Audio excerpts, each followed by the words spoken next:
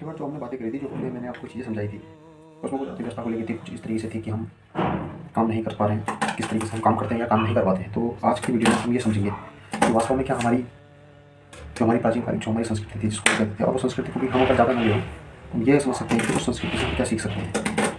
तो अभी तो हमको कुछ नया ज्ञान खुद हम कहाँ से ले पाएंगे हमको पता नहीं।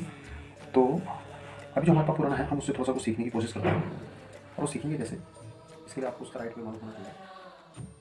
तो चलिए शुरू करते हैं आज का पार्ट 2, और आप देखेंगे कि इसमें हम क्या क्या कर सकते हैं। पिछली वीडियो में जैसे हमने देखा था कि हमने पैसों को भी नेगलेक्ट कर दिया और सारी चीज़ों को ही कर दिया है, और हम किसी चीज़ की व्यवस्था को मानने से अगर अमान्य कर देते हैं तो व्यवस्था हमारे पर लागू नहीं हो सकती। लेकिन क्योंकि हम एक सामाजिक प्राणी हैं, और सामाजिक प्राणी का मेरा मतलब है कि हमको मधुमक्खियों की झुंड में रहने की आदत है। अकेले रहना हमारे लिए बहुत दुर्भर हो जाता है, किसी का साथ हमको बहुत चाहिए, क्योंकि हम गर्म जलवायु में भी रहते हैं तो आलसी भी बहुत है। कोई कुछ करना नहीं चाहता है, सबको बिना करे सब कुछ चाहिए, तो आदमी आश्रित रूप से अपना जीवन जीना ज़्यादा चाहता है। शायद जानवर भी ये नहीं चाहता, लेकिन हमारे वहाँ शहर में कुछ ऐसी चीज़ें हैं जो हम चाह रहे हैं। ये चाहना हमारे लिए कितना गलत है और कितना सही है, ये तो आगे डिसाइड करेंगे। लेकिन मेरे को इतना समझ में आता है कि कुल मिला के हरामखोरी की जो हमारे अंदर आदत आ गई है, वो हमको शायद हम मिटा पाएँ या ना मिटा पाएँ, उसे समझ तो लें। हम हरामखोर हैं, आप इसको कर रहे हरामखोरी को समझ लें। हम जो यहाँ पर अपने संस्कार और इनकी बीन बजाते रहते हैं दिन रात, इसमें कुछ होना तो है नहीं, है ना।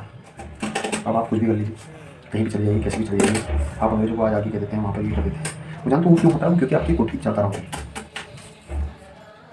हमको चाहिए मुक्ति। मुक्ति किस चीज़ से चाहिए होती है? आज़ादी किस चीज़ से चाहिए होती है? आज़ादी चाहिए होती है सबसे पहले अपनी भावनाओं से। अब आप अपनी भावनाओं से आज़ादी को क्या पाएंगे? मेरे को तो लगता नहीं कि कोई पा सकता है, क्योंकि भावनाओं से आज़ादी का मतलब हरामखोरी छोड़ देना होता है। हरामखोरी हम छोड़ना नहीं चाहिए, क्योंकि बैठे बैठे मिल जाए खाने को तो उससे ज़्यादा बेहतर कुछ हो नहीं सकता।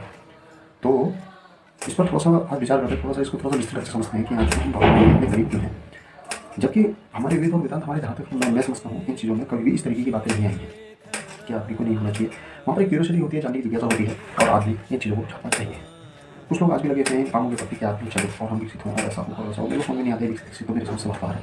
लेकिन मैं ये तो चाहता हूँ कि आप जो भी करें एक चेतना के उच्चतम बिंदु से करें, जहाँ पे भी उसकी चेतना पहुँचती हो, और अगर ना भी अगर उसकी चेतना पहुँच रही तो कम से कम अपनी ज़िंदगी अपनी पूरी चेतना के उच्चतम स्तर को वहाँ तक पहुँचने पर उसको लगाए।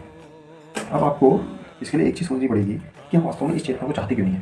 पहली बात है, हम चाहते इसलिए नहीं है क्योंकि हमारे अंदर की जो हमारे वास्तव में जो हमको हमारे वेद समझा गए हैं, उन वेदों का एक तो या तो आपको गलत अर्थ पता है, और या फिर आपने उन वेदों की तरफ जाना कभी सही समझा नहीं। इसका दूसरा कारण हमारी शिक्षण की हो सकती है, जिन्होंने इस चीज़ को कभी भी आगे को बढ़ाया नहीं। अब आगे को बढ़ाया क्यों नहीं, उसका एक कारण है क्योंकि हम जिस दौर से गुजर के आ रहे हैं उस टाइम तक हमारी मानसिकता भी वहाँ तक संकीर्ण हो गई है, विकीर्ण हो गई है, जो भी है।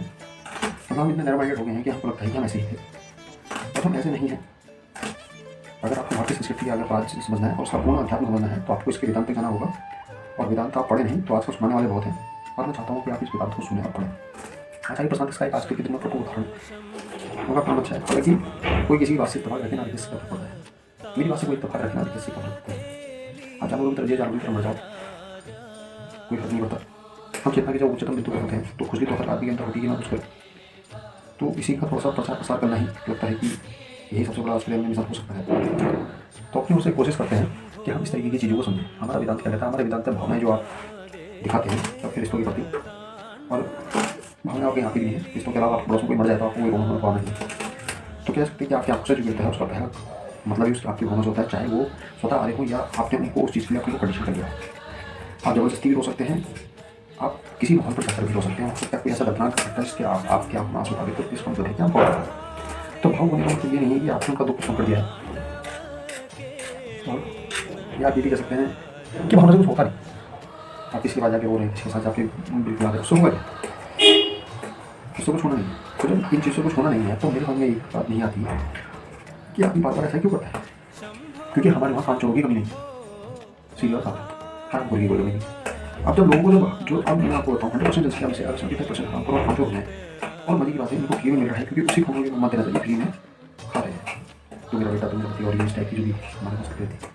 मैं नहीं कहता हूँ कि फादर जो मानिए बिल्कुल मानिए, लेकिन आप जिस चीज़ पर जहाँ पर हैं उसके लिए आपका क्या योगदान हो रहा है, इसके लिए आपको खुद को देखना पड़ेगा कि आप उसके लिए क्या कर रहे हैं, क्यों कर रहे हैं, कैसे कर रहे हैं, बात की बात है।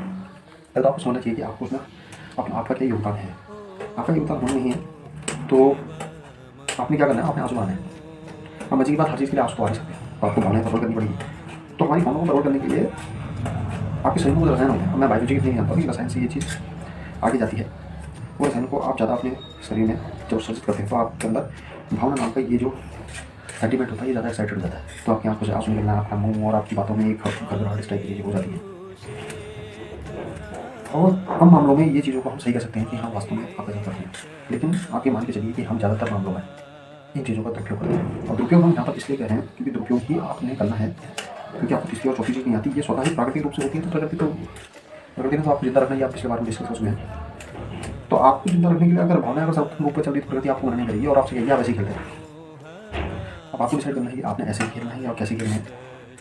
मैं नहीं जानता कि आप क्या करेंगे और कैसे करेंगे, मैं केवल इतना जानता हूँ कि आप जिस व्यवस्था को मानेंगे वो आपकी अपनी है और आप जिस व्यवस्था को नहीं मानेंगे वो आपकी अपनी नहीं है। आप उसको व्यक्तिगत लेवल भी कर दे सकते हैं, एक मास लेवल पर भी करके देख सकते हैं। व्यक्तिगत लेवल पर भी आपको इसका अनुभव हो जाएगा, अनुभव नहीं फिर तो आपको प्राप्ति होगी और आप मास लेवल पर भी हो जाएगा। हमारे साथ परेशानी ये है कि हम इन चीज़ों को करने की कोशिश नहीं करते। अगर इन चीज़ों से बाहर निकलेंगे तो हमको हिम्मत से काम करना पड़ेगा और काम हम क्यों करेंगे, काम हमको करना है, पका पकाया हमको चाहिए। हर आदमी का अपना एक स्वार्थ है, ठीक है। हम कुछ इस तरीके से हो गए हैं कि हमें क्या बताऊँ कैसे हो, मेरी शक्ल देख लो कैसे होगी, ऐसे ही हो। आप इसको इतना समझिए कि यहाँ पर हम जो भावना बढ़ा रहे हैं ना, हमको ज्ञान प्रदान करना पड़ेगा। तो थोड़ा सा यहाँ से बाहर निकलिए, है ना। और ये प्रेम के जो आप भावना से प्रेम को जोड़ रहे हैं, आप सारी चीज़ों को ला के प्रेम को इमोशन का नाम दे रहे हैं, तो वहाँ पर आपको नहीं होना पड़ेगा। आपको हर चीज़ को ज्ञान में ला के रोकना पड़ेगा, काम को महत्वता देनी पड़ेगी और अपनी चिंता के हिसाब से आपको सभी काम करना पड़ेगा। और चेतना आपकी तब होगी जब आप भावना से बाहर होंगे। भावनाओं से बाहर होना ही मुक्ति है। भावनाओं से जब आप बाहर आएंगे तभी वैचारिक तल पर आ पाएंगे। जब आप वैचारिक तल पर आ पाएंगे तो उसके बाद आप मुक्ति की बात कर पाएंगे। तो पहला तो है कि आप मुक्ति क्यों छोड़ दीजिए, भावना को छोड़िए, लेकिन कम से कम विचार करिए। अगर आपके पास बहुत विचार है और अगर भैंस बैलगति जो भी है अगर आपके पास हुई है तो भावना में मत रहिए, है ना। फिर कोई कितनी कसम खा रहे हैं ये विकसित हो जाएगा वो विकसित हो जाएगा, विकसित कुछ नहीं होना है। हाँ, एक सिनेरियो पर विकसित हो जाना है, आगे विकसित नहीं होना। तो आपको अगर विकसित होना है और हमें को आगे रखना है तो वेदांत को आगे रखना होगा, क्योंकि उससे बड़ी खोज आज तक हमारे वहाँ हुई नहीं। इतना बड़ा कोई प्रकांड आया नहीं, प्रकांड पढ़ने का भी आया नहीं जो इससे बड़ी खोजें नहीं पड़ते। तो जब तक इससे बड़ी खोजें नहीं होती तब तक हम इसी को आगे बढ़ाएं, ये तो हम कह सकते हैं। और आपसे इतनी ही जिज्ञासा है, मेरे पास कोई ऐसा डेटा वेटा तो पता नहीं, मैं आपको सीधा सामान्य रूप से बता रहा हूँ। भावना को छोड़िए, नहीं छोड़ती तो कम से कम हर भावना विचार में छोड़ दिए। और ये भी नहीं हो पा रहा है तो जाओ वहीं पड़े रहो, कुछ में आपकी अभी भी है और मन भी है। आप भी मर जाओगे और नहीं मर जाएंगे, बात बताओ, इससे ऊपर कुछ हो नहीं सकता, ठीक है। दूसरे की दोस्तों को मत रहिए, गुलामों की तरह जीत रहिए। आज़ाद हिंदुस्तान होने से आज़ाद मन नहीं होता, मन को आज़ादी चाहिए होती है और जिसका मन आज़ाद होता है उसको ऊपर किसी सांस का प्रभाव नहीं होता, जबकि सांस को ऊपर का प्रभाव होता है। और देखिए आप क्या कर सकते हैं, हम में से भी ना हो पा रहा है, मैं भी कर रहा हूँ, सब्जी काटते हुए कर कुछ तो करेगा। तो चलिए आज के लिए इतना ही, बात नेक्स्ट वीडियो में आपसे मिलता है। ये कोई इमोशनल भरा वीडियो नहीं है, आवाज़ ज़्यादा तेज में मैं बोल नहीं सकता, तो जैसा मर्जी का वैसा बना दिया है। बाकी आप देखें और हम उसे मुक्त करिए, बिछा होगी तब तक जरूर चाहिए, मुक्ति मिलेगी नहीं मिलेगी, वहाँ तक तो समझ जाएंगे, लेकिन कम से कम आपको बहुत बहुत धन्यवाद।